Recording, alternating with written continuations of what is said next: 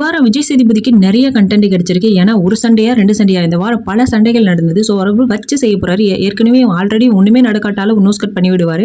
So இன்னைக்கு யார் யாரெல்லாம் வறுத்தெடுக்க போறாரு அப்படின்றத வெயிட் பண்ணி பார்க்கலாம். ராணாவை எல்லாரும் கார்னர் பண்ணதும் சரி, ஜாக்லின் அழுததும் சரி, இந்த சைடு வந்து அந்த லவ் மேட்டர் வெடிச்சதும் சரி, அடுத்தது வந்து எல்லாரும் போட்டு தாக்குனது யாரை தெரியுமா, சௌந்தர்யா வந்து கேர்ள்ஸ் டீம் எல்லாரும் வச்சு செஞ்சதும் சரி. ஸோ எல்லாமே வந்து கொஞ்சம் ஹைலைட் ஆனது. விஜய் சேதுபதி எப்படி பார்க்குறாரு, யாருக்கு சப்போர்ட்டிவாக பேச போறாங்க, யாரும் வந்து ரோஸ்ட் பண்ண போறாங்க அப்படின்றத வெயிட் பண்ணி பார்க்கலாம். இன்னைக்கு வந்து ஃபர்ஸ்ட் சேவ் ஆகிறது யாரா இருக்கலாம்.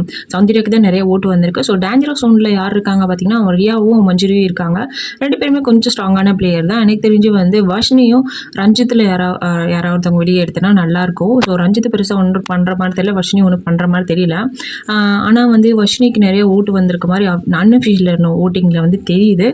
என்ன நடக்க போகுது அப்படின்றது தெரியல. டபுள் எலெக்ஷன் நடக்கிறதுக்கான வாய்ப்புகள் இருக்குது. ஏன்னா ஆட்கள் வந்து உள்ளே நிறைய பேர் இருக்காங்க. ஸோ யார் வெளியே போனால் உங்களுக்கு நல்லாயிருக்கும் அப்படின்றத கமெண்ட்டில் சொல்லுங்கள்.